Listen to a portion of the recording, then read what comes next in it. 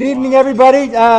Today is Wednesday, April 9, 2025, and we are pleased to bring you the Harwood Salons Raleigh.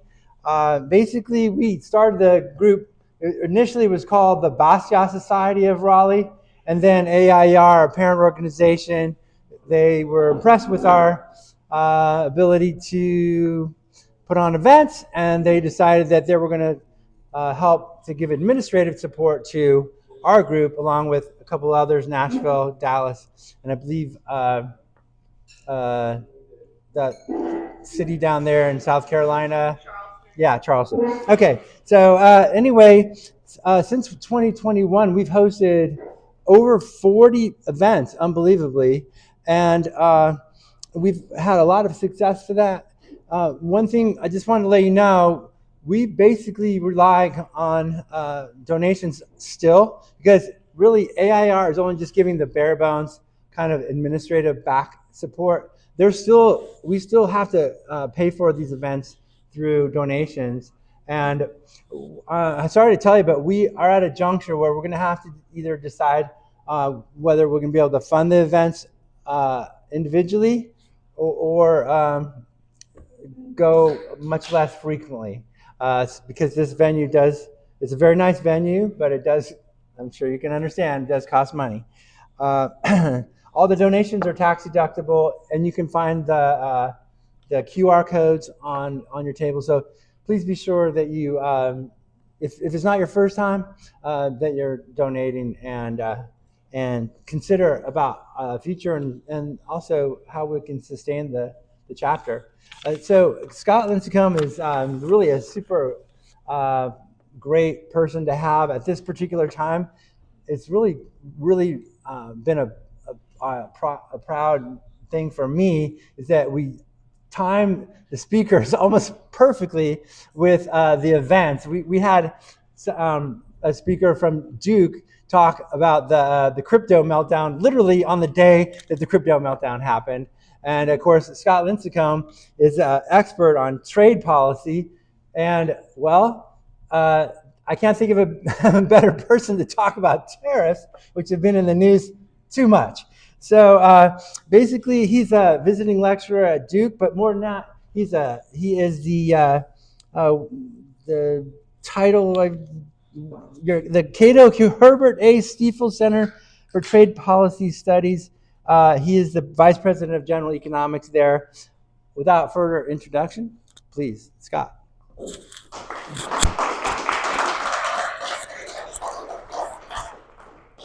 Thanks, Brad. Thanks, everybody, for coming out. I have been talking a lot about trade policy and tariff policy lately, saying earlier that I've done more podcasts in the last week than I've done in the last 7-8 months because of everything that's going on.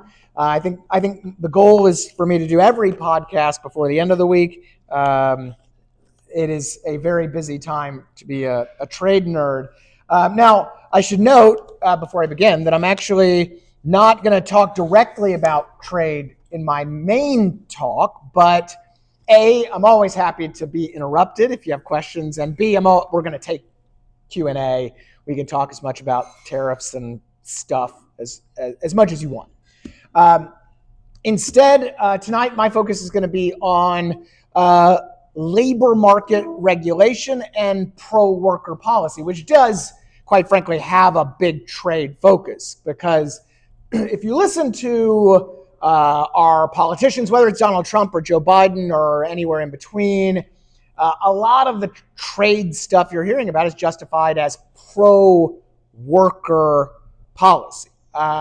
This, as I will tell you, is mostly incorrect. The reality is that pro-worker policy is not actually protectionist and is very free market. I know this because I wrote a book about it. I brought it as the prop about how to actually implement good policy that benefits the vast majority of workers instead of a select few that might benefit from a tariff or some sort of independent contracting ban or something like that, right? So I'll start with a little backstory because I think it's important as I talk about why we put this book together. I'm not the only author. So both the professional and the personal reasons for writing this book. I'll start with the professional. So in the first few years back at Cato, I was a practicing lawyer for a long time. I finally went cold turkey on that and joined Cato in 2020 full time. And in the first few years back at Cato, I watched an endless stream of Washington politicians become enamored with pro-worker policy, including tariffs and trade stuff, but also immigration restrictions and industrial subsidies, wage and benefit mandates, restrictions on independent contracting, and so forth. And these, as a libertarian, offended me not only because they increased the scope of government, but because they raised a lot of other, I think, fundamental problems.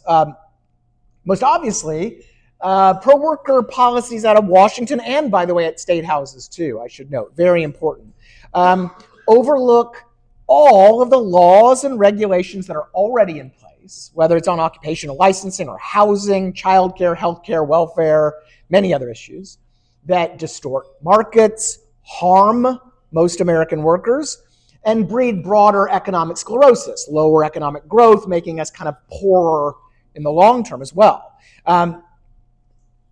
These pro-worker policies also ignore market-based policy reforms that can boost workers' independence, their mobility, wealth, resilience, and quality of life, without all of the inevitable economic and political problems that come with new spending and new bureaucracy and all that kind of stuff. And I should note, a lot of the policies I'm mentioning are not stereotypical libertarian coded stuff. We're talking about stuff that it's left, right, and center. Say these are good policy reforms.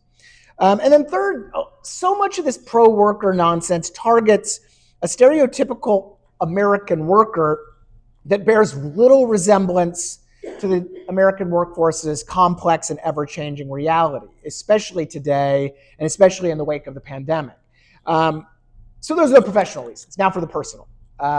I actually moved from Washington, D.C. to Raleigh in 2010 and changed jobs then a few years later when I joined Cato. And doing all of this moving and transitioning and stuff, I experienced actually a lot of the legal and regulatory impediments I just mentioned. The things that really prevent workers from doing what they want to do, live where they want to live, all that kind of stuff. So bar licensing, remote work taxation, obstacles to contracting and home-based business, bureaucratic benefits restrictions, and all sorts of housing and transportation-related problems along the way. So in a way, this book was kind of a personal jihad against all the stuff that annoyed the hell out of me when I was making these transitions. Because it seemed everywhere I turned, there was another old or misguided policy that was blocking my way and costing me lots of money. And I had a lot of help, right? I mean, I was a big law lawyer. I had resources to pay for my new bar fees for the North Carolina bar, all that kind of stuff. And, so many Americans don't have that kind of financial backing. So I actually got off easy compared to a lot of people in the labor market today. So with these motivations, I convinced some colleagues of mine at the Cato Institute to help me write this book, offering a different, better, more realistic approach, not just an idealistic libertarian approach, but a more realistic approach to what pro-worker policy should be. One that embraces markets and reflects the latest trends in manufacturing, remote work, independent work, globalization, interstate migration, and the rest. And trends that, again, few people in DC seem to have noticed. And the book came out in late 2023. It's still it's the same story in DC today, just a different party in charge. So let's then move, I think, to some of the big misconceptions we have about pro-worker policy today. First, there is a bizarre obsession in DC with manufacturing jobs and worker-centric trade protectionism. We're seeing this again right now. a good job is a manufacturing job. And tariffs are going to, or other restrictions are going to boost manufacturing jobs, right? But only 8% of American workers work in manufacturing today.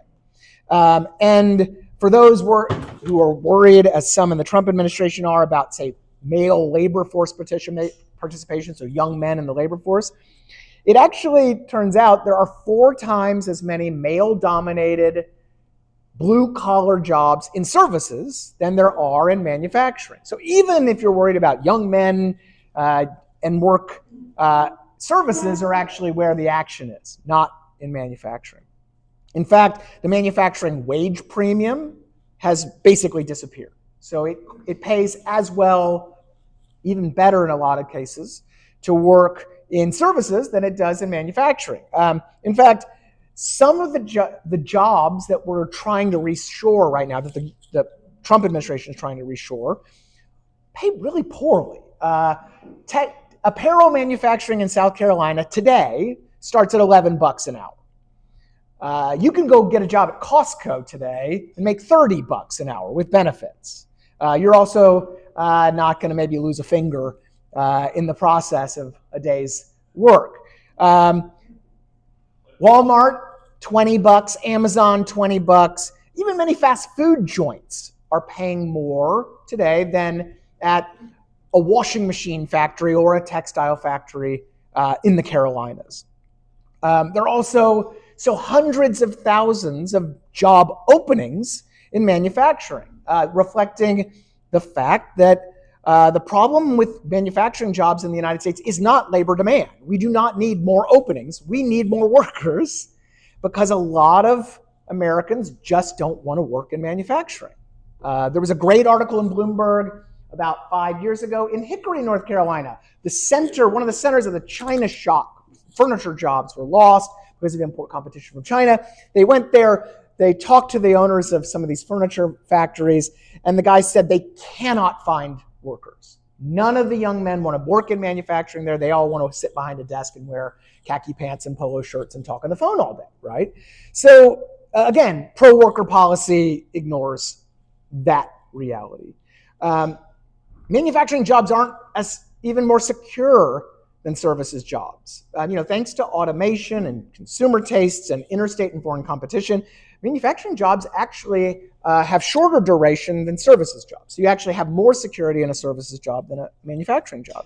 And then finally, of course, all American workers are also consumers, meaning everybody in this room, are hurt by efforts to raise the price of goods via protectionism, because that's, of course, what tariffs do. They raise the price of imports. They also raise the price of American-made alternatives. We pay for those things. Manufacturers also pay, by the way. About half of everything we import into the United States are manufacturing inputs. So when you raise the price of those manufacturing inputs, you're harming manufacturing enterprises in the United States and American manufacturing workers. So when we put tariffs on steel back in 2018, 2019, we gained about 1,000 steel making jobs. We lost 70,000 jobs in manufacturing industries that consume steel because they were paying higher prices for steel. This is not, even if you're worried about manufacturing, this just is not good pro-worker policy, and yet it's sold as pro-worker policy. Believe it or not, today in manufacturing, around 80% of American manufacturing workers work for a company that trades, that imports and exports. These are then jobs that are in some ways dependent, partially or fully, on open trade. Not so much right now, given all that's going on. Not so much that stuff is not so good for those jobs, for the security of those positions. All of those things then, they're hurt by tariffs and trade wars. So similar issues, by the way, apply to immigration restrictions and supposed pro-worker deportation efforts that are underway now as well. A lot of the administration's immigration policy is sold on helping American workers, particularly blue-collar American workers. Yet, as I wrote in a column a couple months ago, research consistently shows that the vast majority of American workers, both native-born and immigrant workers, actually gain from immigration, whether it's things like wages or jobs or living standards, entrepreneurship, innovation, you name it.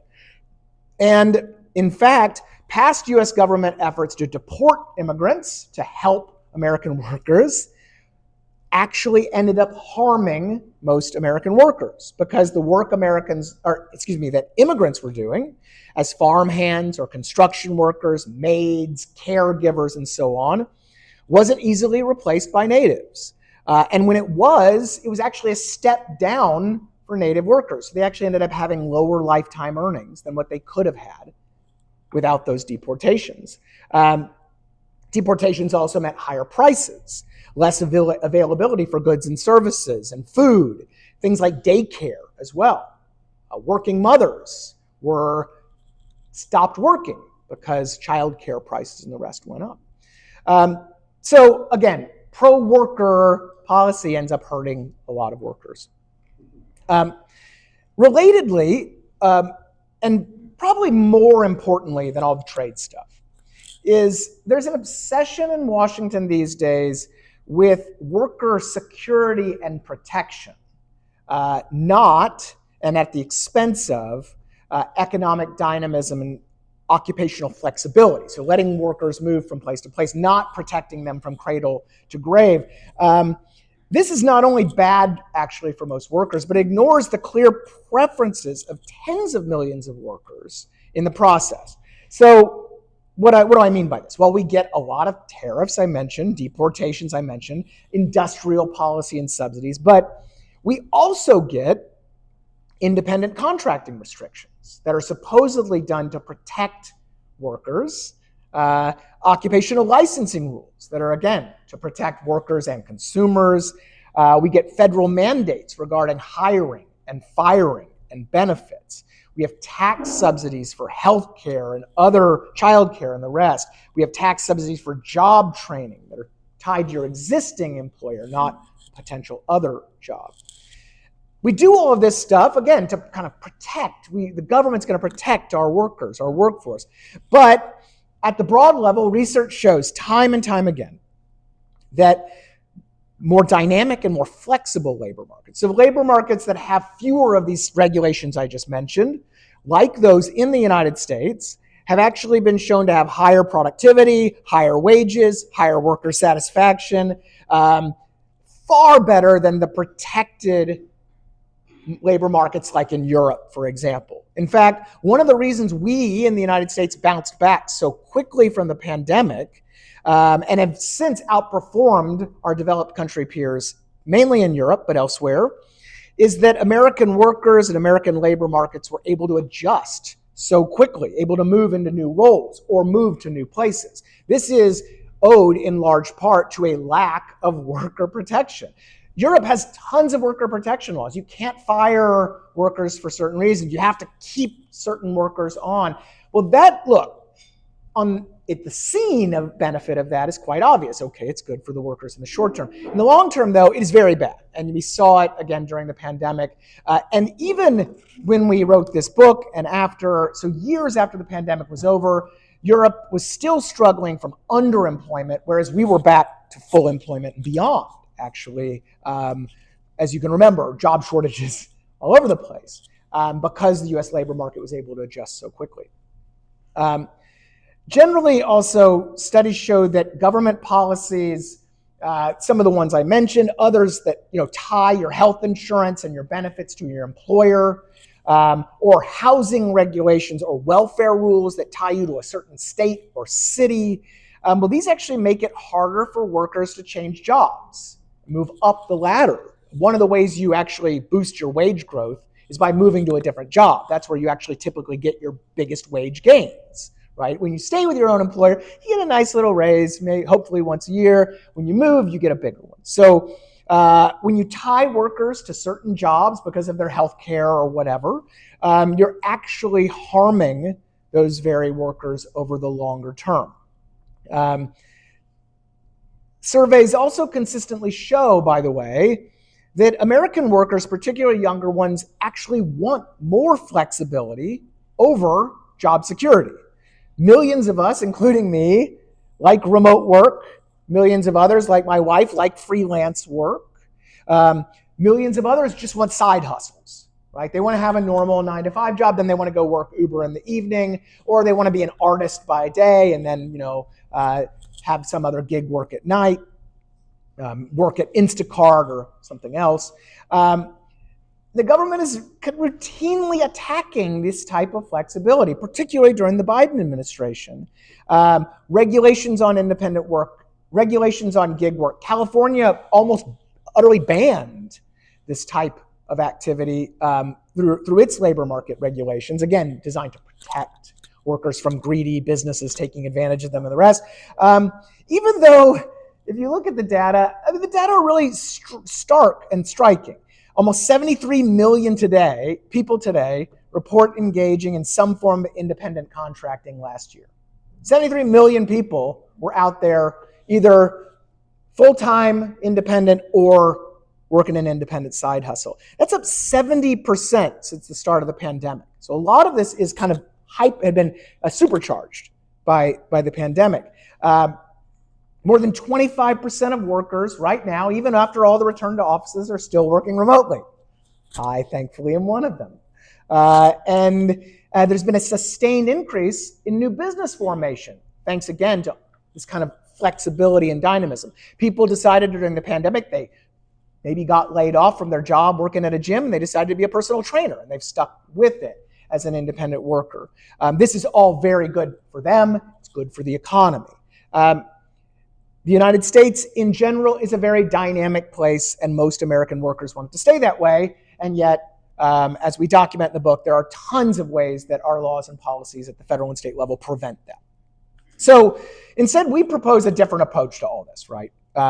We want free market-ish pro-worker policy. To start, we assume most fundamentally that the employment and lifestyle trends I mentioned, along with others, we don't assume those are going to be the trends next time around, whenever there's another shock or whatever happens in the future with AI or whatever. And we don't pretend to be so smart as to know what those are be. We know our Hayek very well. Impossible to predict what comes next. So this isn't about promoting a certain kind of job. It's not about being pro-services or pro-manufacturing or pro-remote work or traditional employment. It's instead trying to provide kind of an open framework to allow workers to do what they want to do, not what we think they might want to do down the road, and to be really prepared for disruption, however that comes, whether it's from trade or a pandemic or AI or robots, you name it. And I should note, a lot of the proposals we discuss are not pie-in-the-sky theoretical things. A lot of them are being tested in the States and have backing from leading economists across the spectrum. And they focus on autonomy, mobility, and living standards, regardless of what comes next or how people choose to live their lives. So what does that mean? It means fewer restrictions on where people can work, the type of jobs they want to work, or how they can start a business. It means lower cost necessities, yes, thanks to free trade, but also other things. Housing deregulation, healthcare deregulation, educational choice, allowing benefits to be portable so that when you don't have to worry about your healthcare when you quit or lose a job, it just follows you around just like your car insurance does, right? And it means policies that make it easier for workers to live where they want to live, the lives they want to live, how they want to live them. So I'll give you two concrete examples, and then we can move it on, I think, to Q&A. So everybody in Washington loves family subsidies these days.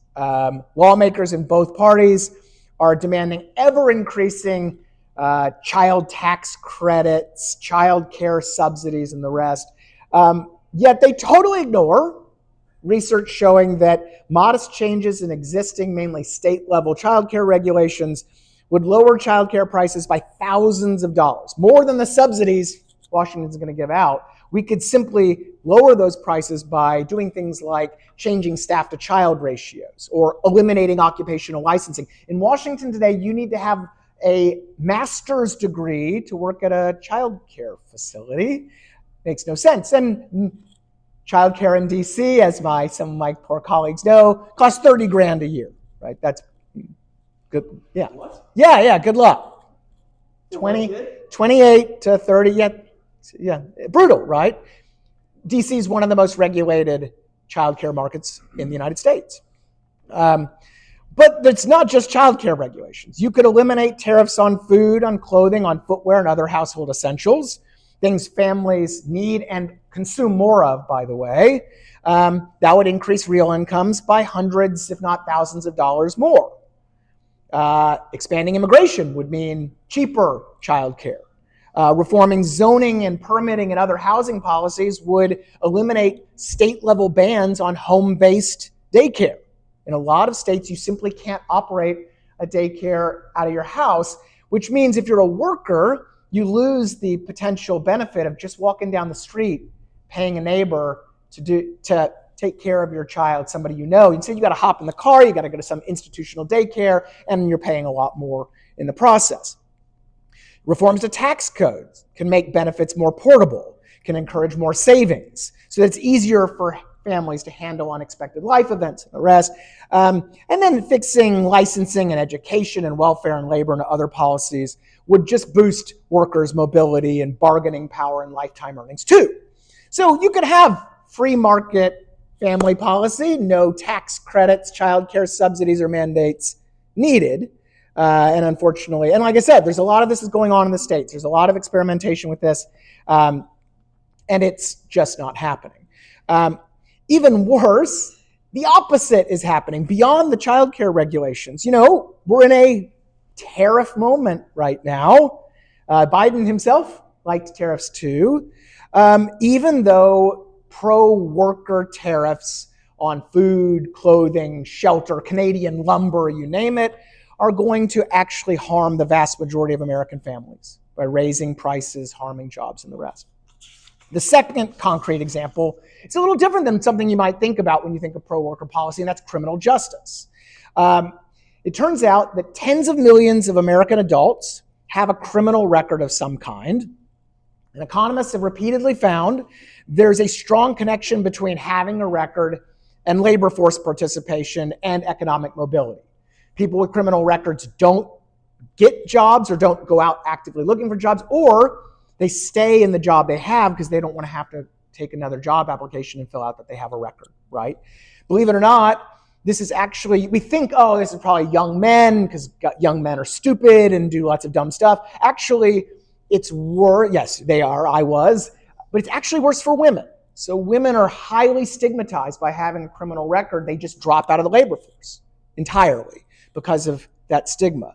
So one recent estimate found that the increasing share of Americans with a felony record, which we have a lot of criminalization in the United States, a lot of it due to drugs, but a lot of other things, translated to almost 2 million people not working because of that record. So we think about Americans not working, playing video games, staying home, not in the labor force. A lot of that is just because they have a criminal record, right? Now look, some of these criminal records are warranted. Not everybody is a saint. Not everybody's wrongly convicted. Some people deserve to have a criminal record. But for a lot of other people, you're talking about things they did when they were idiots. I mean, I was an idiot in my 20s, but that was 20 years ago, right? Should I have to have a criminal record for the rest of my life? In some states, you do. That's it, forever, right? So some states have embraced things like automatic expungement. For nonviolent crimes, 5 years, that's it. Your record's gone. You don't have to file paperwork with the court because let's face it, a lot of people aren't going to do that. It's just gone. Other states have reformed occupational licensing rules because occupational licensing in some states bans you from doing a regulated licensed profession if you have a record. And not, again, I'm not talking about being, like a bank vault, guarding a bank vault. We're talking about professions that have no security or other concerns that a criminal record might inform, right? Restrictions on driver's licenses. So you can't get a driver's license if you have a record in some states. How the hell are you going to drive to your job if you can't get a driver's license because, again, you did something stupid years ago? So assuming these reforms were adopted broadly, you could improve the employment prospects of hundreds of thousands of American workers quickly and boost labor force participation, hit a lot of the things that conservatives, liberals are really worried about today, some very rightly. And you could do this, again, without new mandates that employers do this or that. Just you could do it by, again, a little more, a smarter policy, not even a more libertarian policy, just a little smarter criminal justice policy. I can give you other examples during Q&A, or of course we can talk about trade. But altogether, just to reiterate, the goal here is not to provide some sort of panacea, right? There is no one thing that can cure what ails the U.S. labor market. But it's instead to really get in the weeds and provide kind of a comprehensive roadmap of how you can actually benefit the vast majority of workers via reforms that do, yes, claw back some government intervention in these markets, but also make most of our lives better. And look, time and again during the pandemic, it was a terrible time, but there were silver linings. And one of the silver linings was we saw that American workers are actually quite industrious and quite independent. They can, the personal trainer that started his own business, workers can succeed mainly through their own initiatives and thrive, not merely survive. But too often, it's government policy in the way. And instead of larding more subsidies, regulations, taxes, and tariffs on top of all of the failures of policy that we document in this book, there is a better way forward that we think governments, policymakers should pursue. And again, I know this not only as the book's editor and as somebody at Cato, but somebody who's lived this firsthand. So with that, I thank you and I open it up for questions.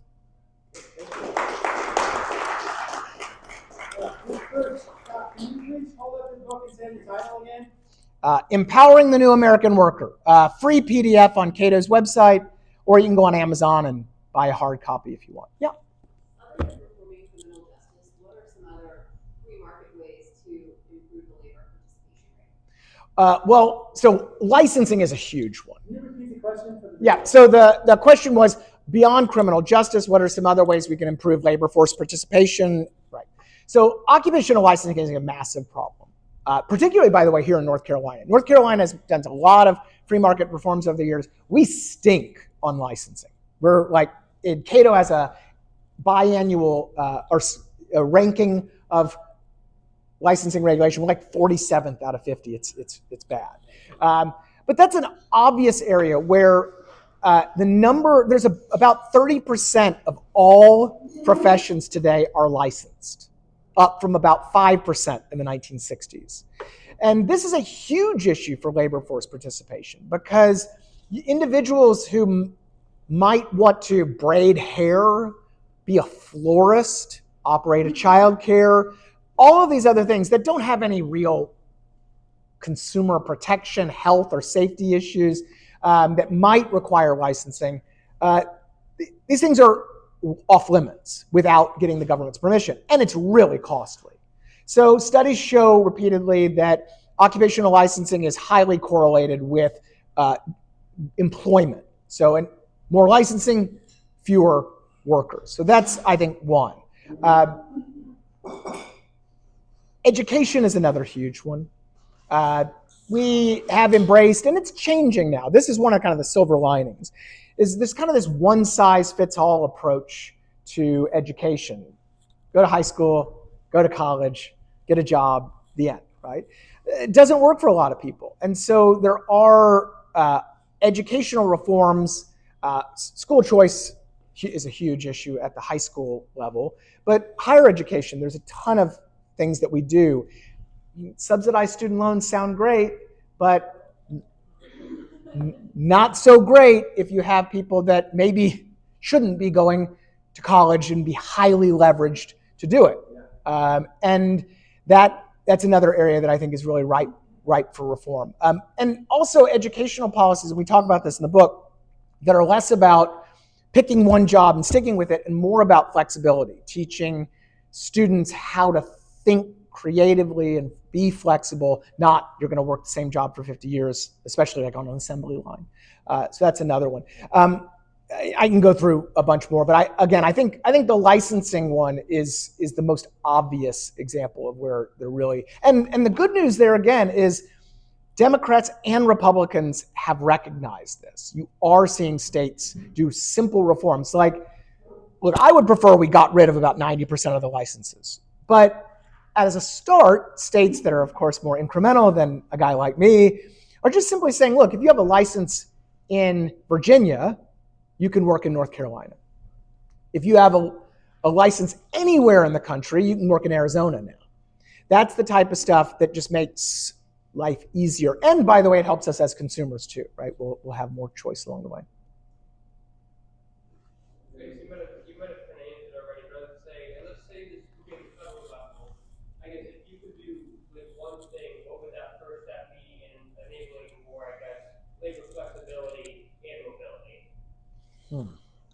Or I guess, or like what's the biggest issue? I mean, that's a really hard question because this is, so the question is, if I could snap my fingers tomorrow and do one federal reform, what would it be?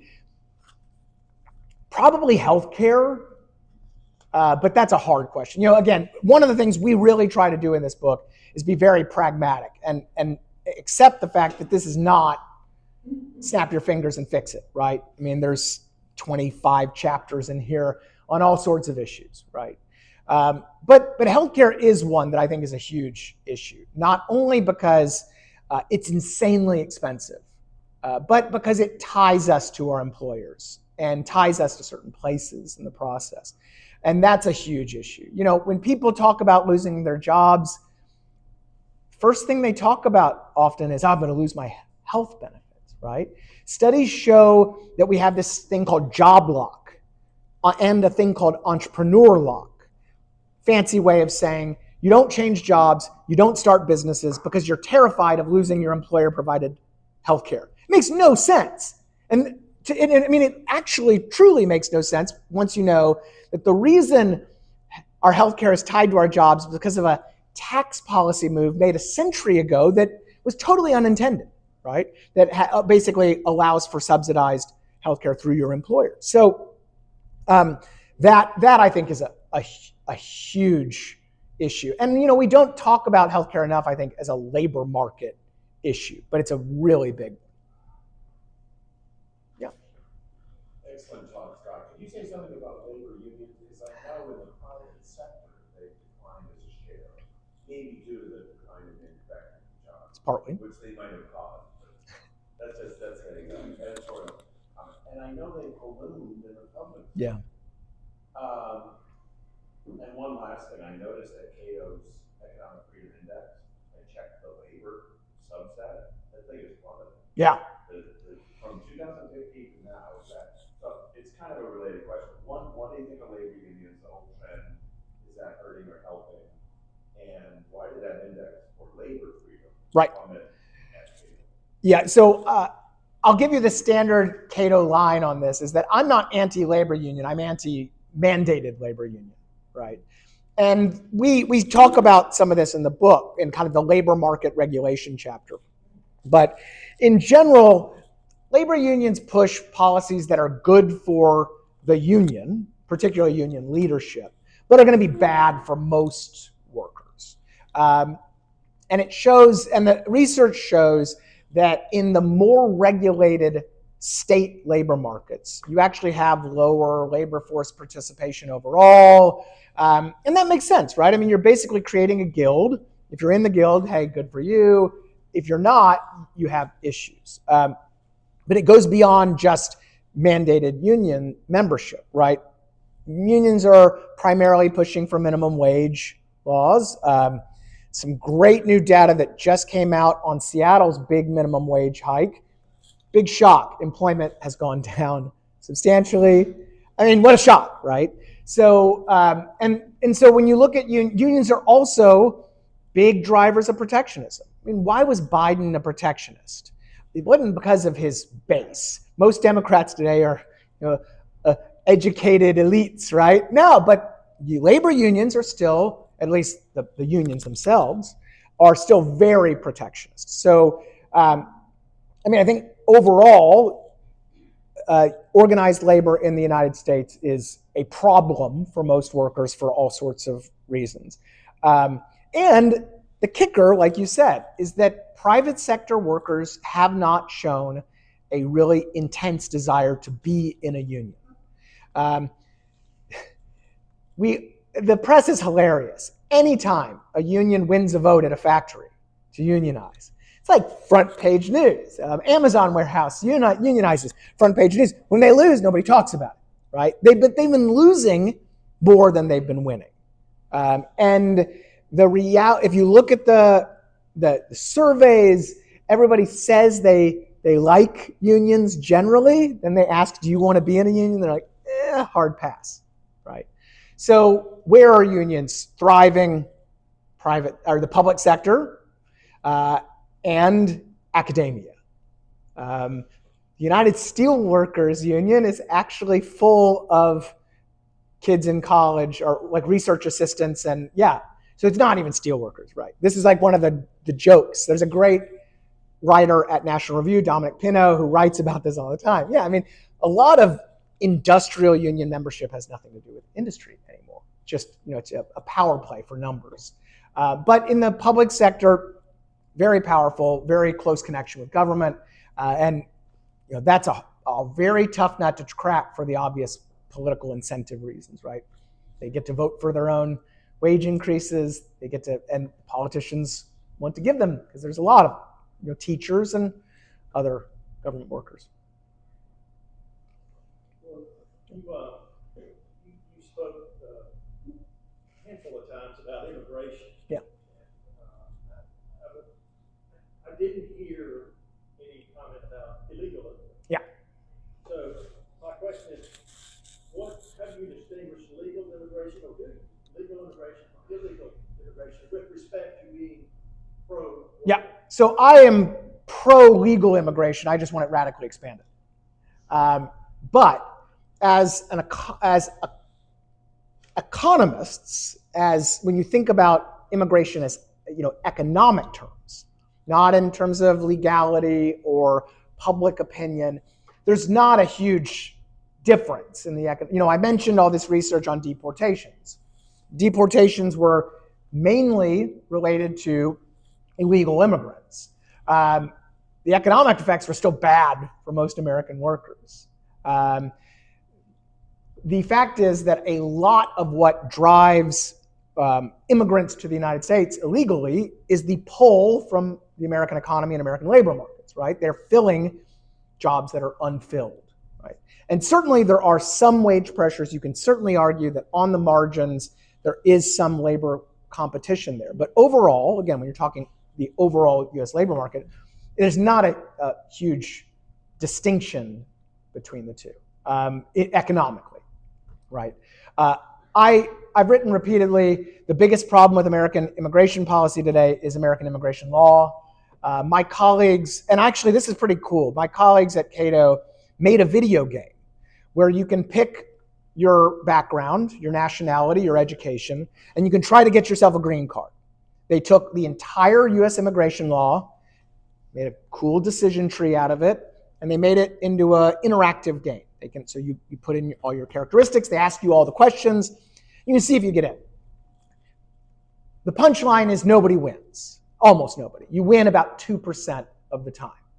In a column a few years ago, I took the background of the woman who won the Nobel Prize for the COVID vaccines, Cato Lincicome, brilliant Hungarian woman who pioneered mRNA research. I put in her background. She would never have made it into the United States today, ever. I tried, 5 or 10 times, I can't remember, I got rejected every single time. So that is a huge immigration problem.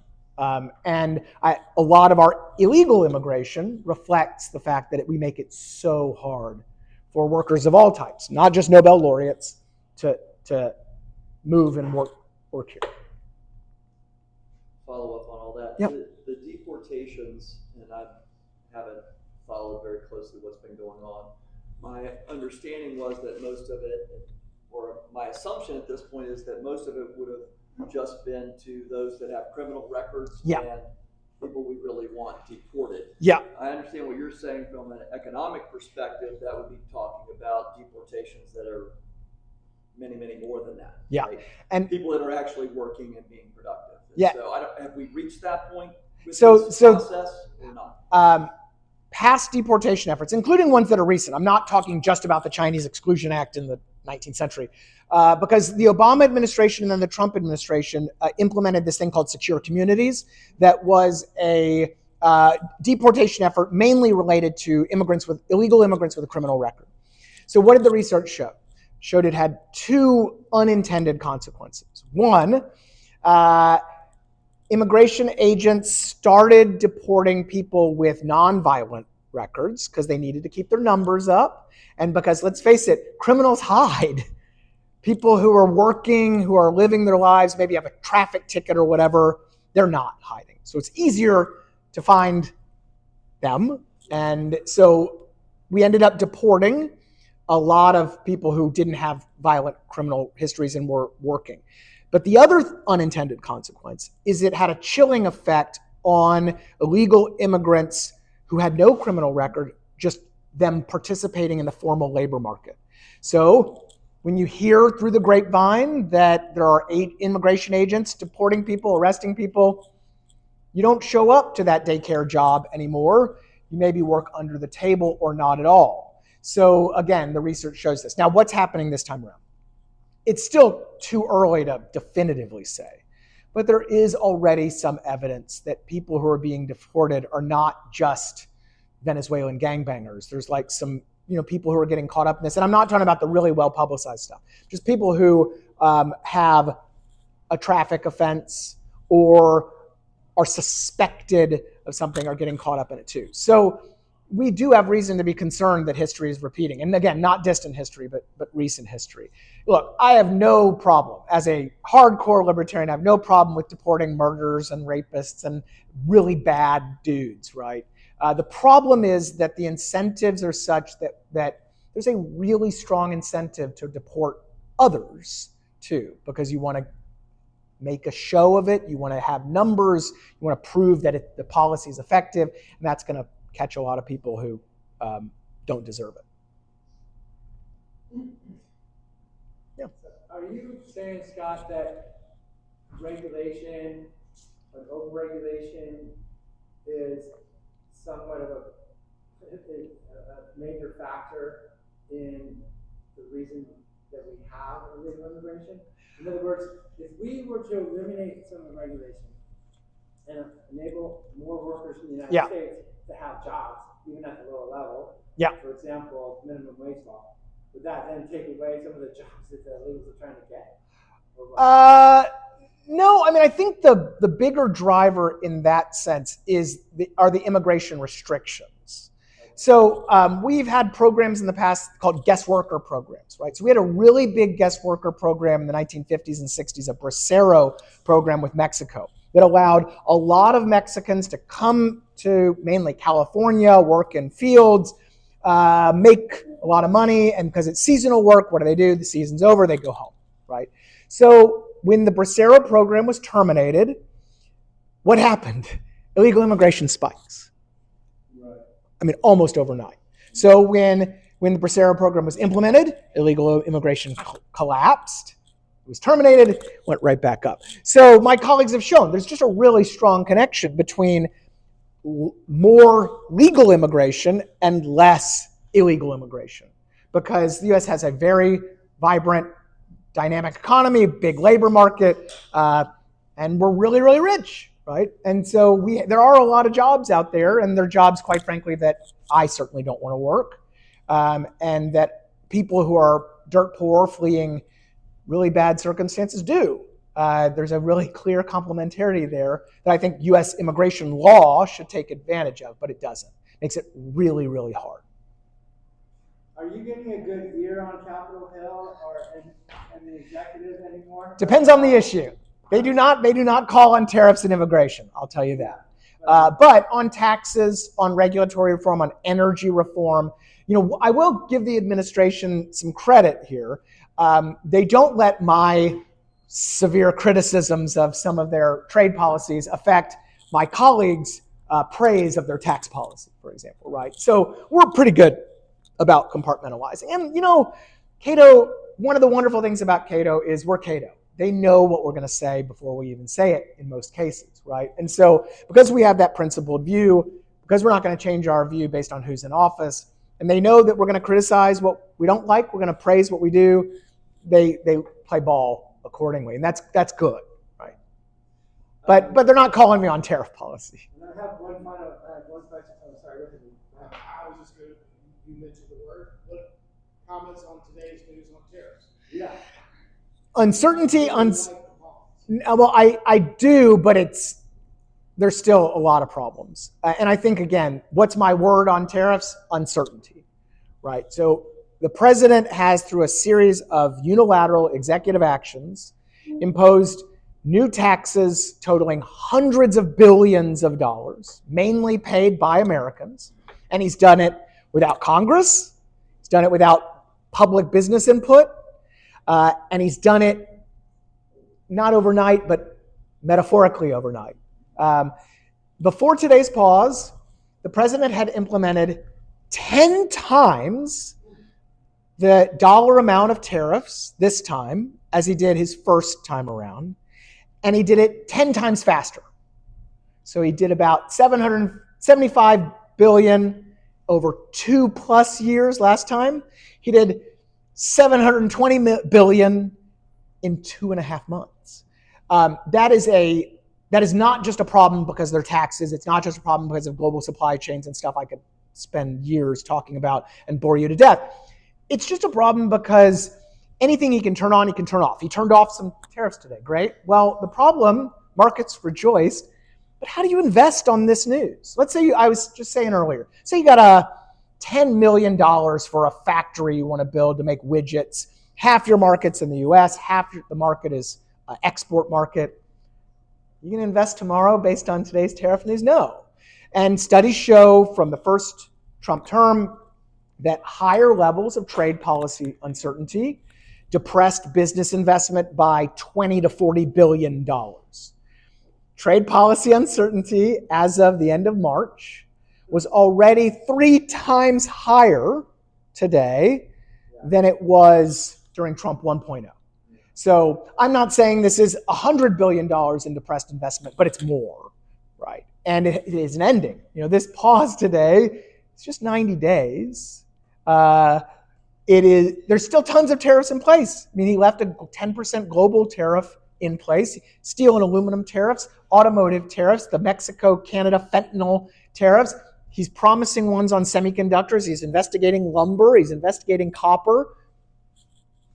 I mean, how do you invest in this environment? Manufacturers on the ground are saying, look, we have a lot of inventory. Manufacturers were smart. Companies, Levi's has a year of jeans stocked away somewhere in the United States, like probably a jeans cave somewhere. And so they've been smart about trying to front run this stuff. But at some point that runway runs out, and then what happens? Smaller companies are I think going to be in trouble much more quickly. Companies that have one supplier that maybe is in China that's now subject to 125% tariffs. These are American companies. They're small businesses. They didn't do anything wrong. As of January 2nd, it was perfectly fine for half of all Chinese imports weren't subject to any tariffs. Now, all of them are subject to 100%. Yeah. Is the problem the president says he wants to solve, which is that our foreign competitors are screwing us with their tariffs and we don't? Is it real or not? Not. Well, it's a little real. It's undoubtedly true that foreign governments impose barriers on U.S. exports of goods and services. Undeniably true. But first, the United States has a lot of trade barriers too. We have low average tariffs around, before all this stuff, it's around 3-4% on average. But we have high tariffs on pickup trucks, 25%, on dairy, on textiles and footwear and other stuff. We have 750 anti-dumping measures in place. We have Buy American rules and the Jones Act and regulatory protectionism. One of the reasons why you can't buy German baby formula, it's not because of that 20+% tariff on German baby formula. It's because the FDA won't let you buy and sell German baby formula. So we have a lot of our own trade barriers. Trump's tariff regime, this reciprocal thing, doesn't pretends those don't exist, right? The second big problem, though, is the way that the president, his team calculated these tariffs. 47% on Vietnam, 30%. I mean, no connection to reality. In fact, it's funny, but it's sad. The economists that the Trump administration cited to justify this tariff calculation have openly said they misunderstood the research, they didn't apply the right numbers, and they don't agree with the approach at all. I mean, you can't get any emptier than that, right? So it leads me to think that this isn't really about trade fairness at all. It's just protectionism, man. The president likes tariffs. He's liked tariffs since the 80s. He's always thought of trade balances as being scorecards, even though no economist would say that, right? And I think Occam's razor applies, man. The simplest explanation probably is the right explanation. That's he likes tariffs, and one of his key advisors, Peter Navarro, likes them too. And so maybe there's some amazing secret 3D chess plan that nobody has reported yet, but skeptical. Yeah. So, am I incorrect or correct that tariffs came about after World War II as a way to prop up and help European countries and other nations?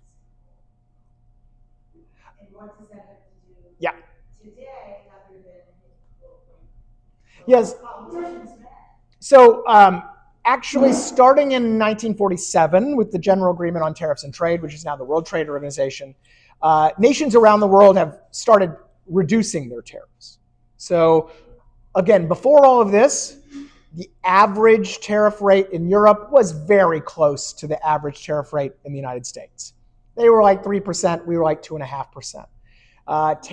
Average tariff rate in Canada was actually lower. Japan, again, averages. There are peaks and valleys. Every government protects political sacred cows. Sometimes they're actually cows.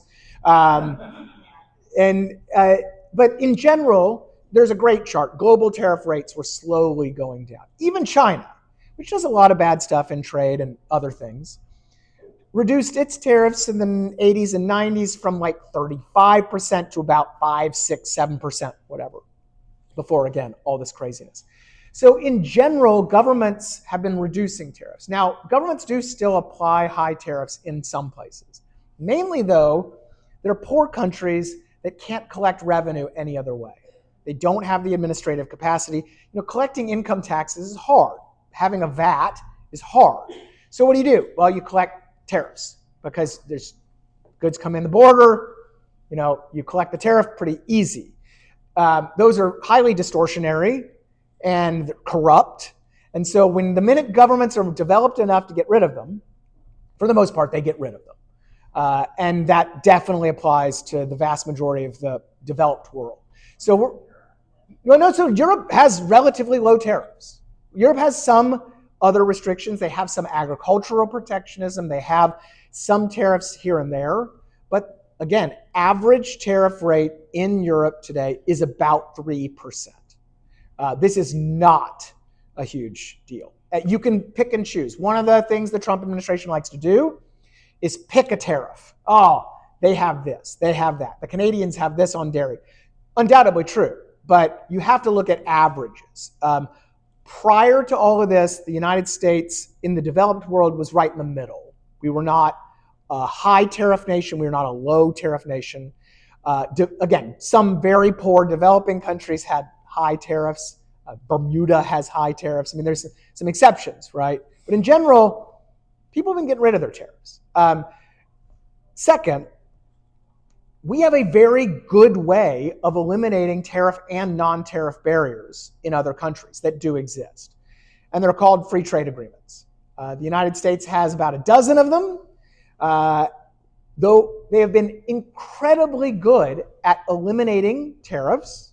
About 99% of tariff lines go to zero over 5 or 10 years. They address non-tariff barriers. They address domestic regulation. It says, you can of course regulate the way you see fit. You just can't discriminate. They've worked pretty well. They boost American exports. American exports to these countries go up. We just stopped doing them about 15 years ago or so. President Trump had an opportunity to bring in a new trade agreement called the Trans-Pacific Partnership, which would have eliminated almost all tariffs in Japan and in Vietnam and in Malaysia and New Zealand, although they're pretty much free traders anyway. And he abandoned it on the first day in office in his first term. And now he's trying to negotiate a deal with Japan, which has people like me smacking my head.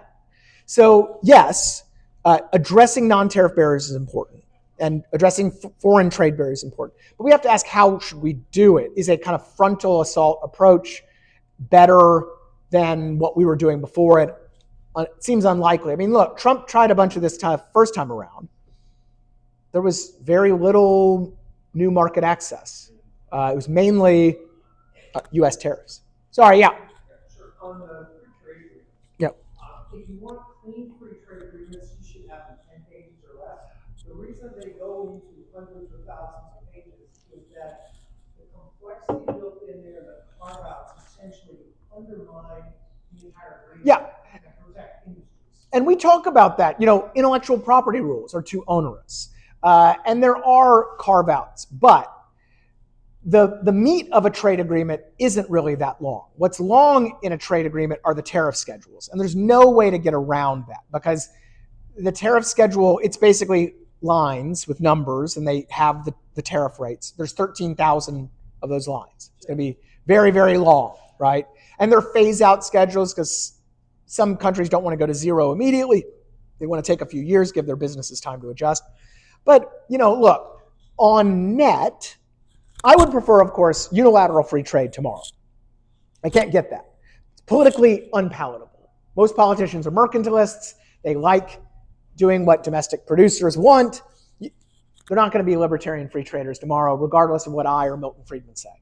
So how do you actually get to more liberalized trade? And trade agreements are the politically palatable approach. You're not going to be perfect. There will be political sausage because they're political documents. But in general, they will liberalize trade substantially, and they will increase trade substantially. Those are good things. So when we look at trade agreements at Cato, we score every chapter. We did this for the TPP, and we grade it from 1 to 10. Some chapters got a 2 out of 10. That's very bad. Others, I don't think anything got a 10. But there were some 8s and 9s in there. In general, the average ended up being like a 7, and we said this is a win overall. And given the political dynamic, it's worth doing. And that's, I think, how you have to approach these things, right? Understanding politicians are definitely not angels. Certain sectors will get protected, but overall, the net will be it'll be a gain. Go ahead, one more time. This is a good one. Okay. Now you're Thank pressure. you for being here. Sure. This is really, really fun and great information. So beyond a love for tariffs, which he's advertised, he has a hatred for China. Yeah. Some of the recent discussion has been that maybe this is some kind of effort to coalesce the world and beat up on China. What kind of thoughts do you guys have about that? I would love for that to be true. Look, China is only about 9% of all U.S. trade as of last year. So if you look at goods and services, imports and exports, China, I would take tomorrow a U.S. trade policy for the 91% that was mainly free trade oriented and focused only on the 9%. Now, I'd probably complain, we don't need tariffs on Chinese tiki torches, which we have right now. I mean, who cares about Chinese tiki torch industrial capacity? All you're doing is messing up people's luau's here in the United States, right? So we don't need that. But look, we can debate those margins all day. Be fine with that. It strikes me as somewhat unlikely that that's what the president is pursuing, because his tariff actions are targeting Canada, one of our closest military allies. Mexico, where American manufacturing supply chains are highly integrated because they've had 30 plus years of free-ish trade.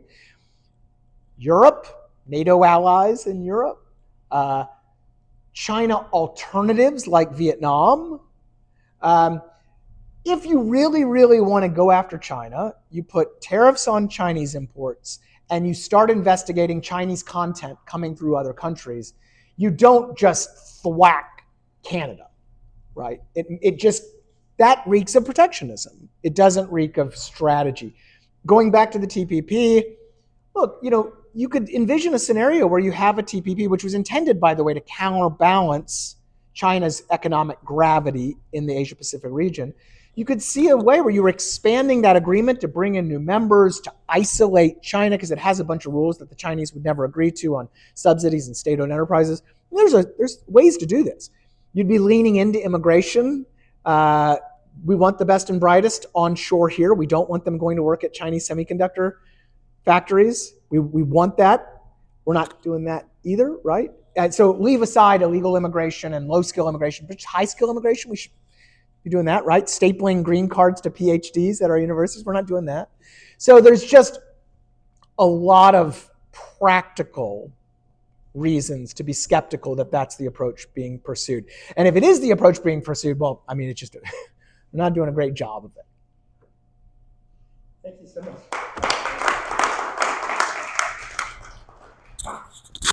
Loud mic, but wow, we're really privileged to have you here. And several times in the last couple of weeks, I wanted to just say, oh, I wish I could just call Scott.